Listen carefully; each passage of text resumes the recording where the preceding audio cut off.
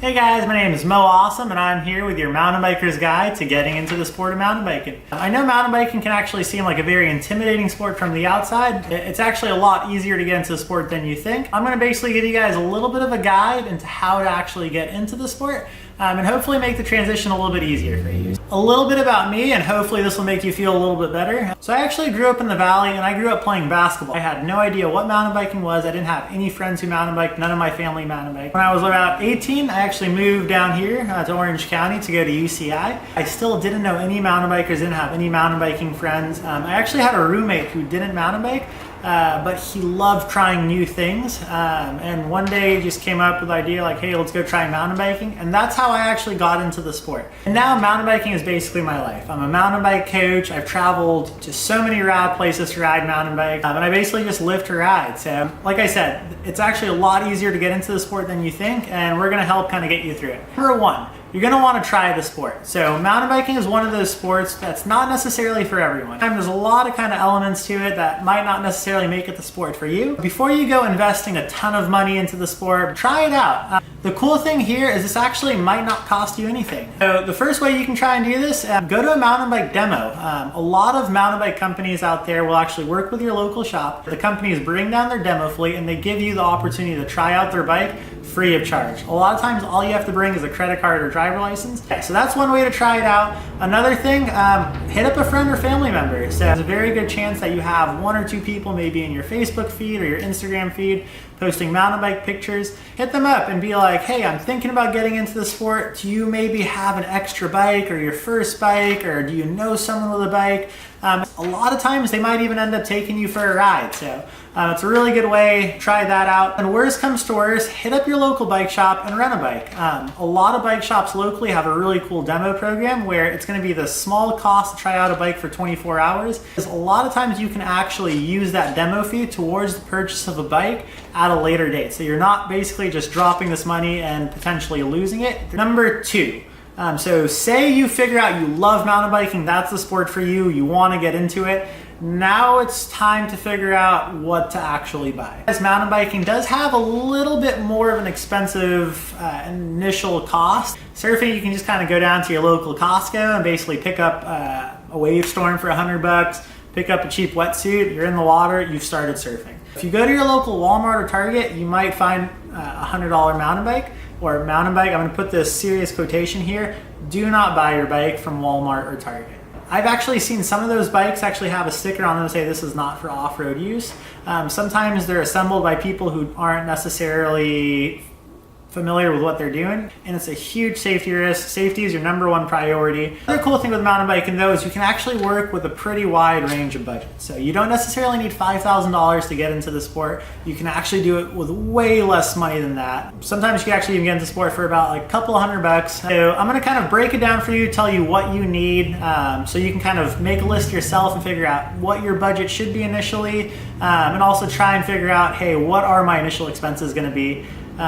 So yeah, in that category, you're gonna need the bike, obviously. So if you do a Yelp review, you'll also be able to find some good local bike shops in your area. But yeah, it's not gonna be as cheap as a Target or Walmart bike, but it's gonna be put together solidly by a trained technician oftentimes. And now there's also a lot of companies that are actually doing direct to consumer. That's another thing to kind of keep an eye on. I'm gonna stress this again, stay away from Walmart and Target. I'm gonna go ahead and make another video for how to pick the right bike for X amount of budget. You can actually pick up a decent entry-level mountain bike for about $400 to $500. That's gonna be a bike with very solid components on there that are gonna be safe, they're gonna be reliable, and you're gonna get some heavy, good use out of this thing. My first mountain bike was a Kona Mahuna. I wanna say that thing cost like about $549 when I first bought it. And I rode the freaking hell out of that thing. It was a little bit more on the entry level side, and so I did break a couple of parts as I started becoming a very good rider. However, I will say that was an amazing bike to get my foot into the door of mountain biking. So you are also gonna need a little bit of gear as well. So if you are trying to calculate your budget, make sure you factor gear into the equation. You are gonna need a helmet. You most likely are gonna need pedals. A lot of times bikes will actually not come with pedals. But yeah, so get yourself a little bit of a quality pedal so you don't have a horrible experience when you first kind of get into the sport. Are also most likely gonna need some mountain bike shoes. If you're running flat pedals, you might need some 510s. It's not not the end of the world if you can't afford it. For me personally, I actually just use Vans like for the first few weeks. I will say it's going to make a drastic difference if you can get the 510 shoes, like proper flat pedal shoes if you go the flat pedal route. You're also going to probably need some tools. So you're going to need an extra tube, maybe some tire levers, maybe a pump just in case you get a flat when you go out on the trail. Maybe a nice multi-tool as well. It doesn't have to be anything crazy. You can do bare bones. You might also end up needing a bike rack. Bike racks can be a little bit pricey. There are some cheaper ones, but obviously you get what you pay for there. And the cool thing with bike racks is they're kind of like, I heard this expression once, they're kind of like a cooler. You only buy one once and then you use it forever. Number 3, and this is going to be going back to local bike shops. Find a good local bike shop. We live in an era where all you have to do is go to Yelp and you can basically find a ton of reviews on local shops. You're going to be going there a lot, especially if you get into the sport and you get hooked. So make sure you find one that kind of works for you, works for your personality, you like the vibe in the shop. Number 4, now it's basically going to be making a decision on what's the right bike for you. There's a lot of categories here, especially for different budgets. You have hardtail versus full suspension. If you're working with a lower budget, you might be looking at the hardtail side, like an entry-level hardtail, so no suspension in the rear, suspension up front. That was my first mountain bike, like I said. That was my first mountain bike. It's a really rad way to kind of first get into the sport. If you have a little bit more money, like say $1,500 and a little bit higher, that's when you start getting into that full suspension category. So you get suspension in the front and suspension in the rear. Is that the right first mountain bike for you? It really depends on your budget. Whatever you can kind of afford to spend up front, you're gonna end up saving later in terms of upgrade. At the same time though, if you are working on a budget and you buy that entry level style bike, it's a great way to get into sport. That's the way I got into the sport. And like I mentioned earlier, I am going to be making a video like best bike in the $500 category, best bike in the $1,000 category, to try and kind of help you guys narrow down the selection a little bit more so. Other thing to kind of keep in mind when you're looking at these builds, look at the components. So don't just look at the name. I know some people, like they've always seen Specialized, like the word Specialized. Specialized makes really awesome bikes. At the same time though, they're not the only company out there making rad bikes. Don't just pay attention to the name, pay attention to the actual build as well. So look at what type of fork are you getting for that price point. Are you getting one with like just I know like entry-level forks might have like a little bit of a spring-loaded thing where it's not really too adjustable, feels a little bit on the clunkier side. It will get the job done. That was my first fork. You might be looking at 2 bikes in the same price point, so say 2 $750 bikes. One might have somehow like an air fork on there, one might have a spring-loaded fork. I'm gonna go ahead and say go for the air fork in that kind of category, just because it's gonna be a little bit more customizable. It might have a little bit more dampening in there to kind of control how fast it's rebounding. Look at the brakes. Do they seem like quality brakes? Look, is it a 1x drivetrain or is it a 2x drivetrain? Look at the wheels. Do they have the ability to be set up tubeless?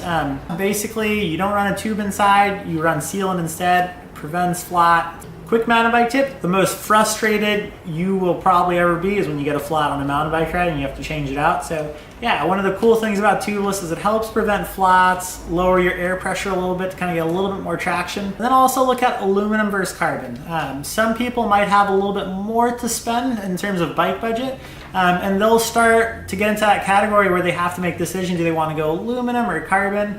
Both have super rad strengths. Like I said, my first bike was an entry-level aluminum hardtail. It's not the end of the world if you can't go carbon. I think aluminum bikes are still super rad. They're actually, my next mountain bike actually might be aluminum, just a hint there. Number 6, you bought the mountain bike, you bought the gear, you have a helmet, you might have mountain bike shoes, but you have pedals.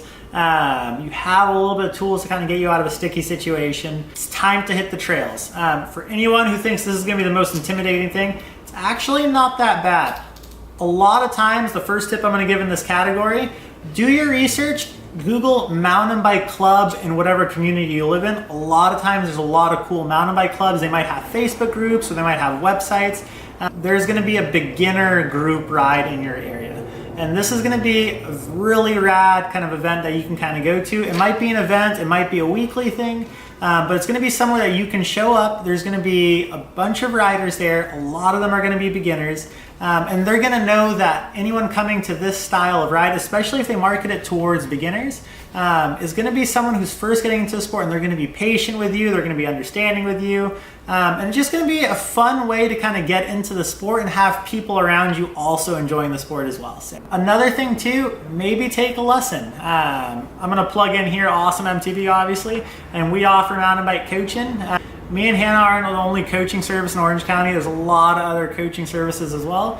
So do your research. Maybe find a mountain bike class or like a skill clinic, or maybe for beginners. Attend one of those. I can't recommend it enough. I can't recommend this enough. And I'm saying this from a point where even if you don't go with Awesome MTB and you choose to go with a different clinic or a different mountain bike coaching thing, they are the most efficient way to first get into the sport. And you are going to learn a lot of information that might otherwise take you a long time to learn in a very short amount of time. So you might meet a lot of friends too. So you're going to expand your mountain biker contact info. So you're going to have friends to ride with potentially after. And who knows, you might end up thinking that coaching is actually super rad. You might actually have a mountain bike coach by then. So hit up your people at work. You might have coworkers, or you might have a boss who's into mountain biking. Hit them up if they are into it. Maybe they'll take you out, and then you'll have like this cool work environment thing. Say you just, you can't find a mountain bike meetup, you can't find a Facebook group, you can't find a local club. Don't be scared. There's a lot of mountain bike apps out there. There's one called Trailfork. But basically you can download a map of trails in your area, and it'll actually give you a list of basically all the trails in your area, their category, their skill level. Sometimes they actually have reviews on the trail. So that's and also tell you like which way to go, which like if the trail is going up or if the trail is going down. And I'll actually also show you like your position on the map when you're actually out there on the trail. So it's a very good way to ride on your own and discover trails initially. Number 7, progression. So you've gone to your first mountain bike clinic, you've gone to your first mountain bike group ride, you're starting to get the hang of it, you've invested in a GoPro, you're videoing yourself, you have a Rilo 360 cam, you're doing all this cool editing after your rides. The next step is going to be getting better. There's a lot of ways you can do this. You can go home and you can research the hell out of it. There's a lot of videos on the internet, how to get better at mountain biking, how to get better at cornering, how to get better at descending. Ride with friends too. Hit up your friends, especially if you've been attending these group rides, you've probably been making friends, you have some numbers you can hit up. Ride as much as you can. That's going to be one of the best ways to get better. Is the more you do it, the more you're going to start understanding your bike, understanding mountain biking. And the other thing is, I'm going to do one more plug here. Take lessons. Like, they are probably one of the most efficient way to progress riding. And like I said, it doesn't have to be with Awesome MTB. There's a lot of coaching programs out there. Find the right one for you, but it definitely expedites the learning curve tremendously. So find a good mountain bike coach that you think fits your riding style. If it so happens to be Awesome MTB, that's super rad. If not, I just want to see more people on bikes. Start to travel. I feel like one of the things that made me the rider who I am today is I freaking went so many places, so many different trips, and I was just riding all this different terrain. And everywhere I go, I kind of learn something new. And I'm able to kind of bring that back to my home riding zone. And I just feel like I become a better rider every time I travel. So, and you will get better. It's one of those sports where it's not like surfing where it has this gnarly learning curve. You're actually going to notice like you're going to be getting pretty good pretty fast, especially in the beginning. Number 8, and this is going to be my final one, enjoy it. Mountain biking is one of the raddest sport. I owe the sport a ton. It is probably one of the funnest things I've ever done. Just have fun riding. Have fun in nature. Not too many sports out there kind of give you the ability to just kind of be free, be in nature, be on single track. Basically a kid every time you get on a bike again. So just enjoy it, have fun, try not to stress out. So you might end up doing a mountain bike race later on. You just love racing. You might end up on the Soul Ride program like me, and you'll buy a van, you'll live in it, and you'll travel. There's so many different avenues with mountain biking. It's such a rad sport. Have fun with it, enjoy it. I hope I've helped at least one other rider get into the sport or help answer any questions. But yeah, if you have any other questions that I didn't address in this video, feel free to leave them in the comment section or even message them to me, wherever you want to do. Yeah, so hopefully you guys liked this video. If you did, hit that subscribe button if you want some more videos coming your way. I'm going to try and do a little bit more of these mountain biker guide videos, so stay tuned to the next one. And also, Local Riders Friday. Those are videos I've been dropping on Fridays, where it's basically a new local rider with a little bit about them and also a little bit of their riding. Thank you guys so much for watching. Thanks for all the support, and ride awesome. You!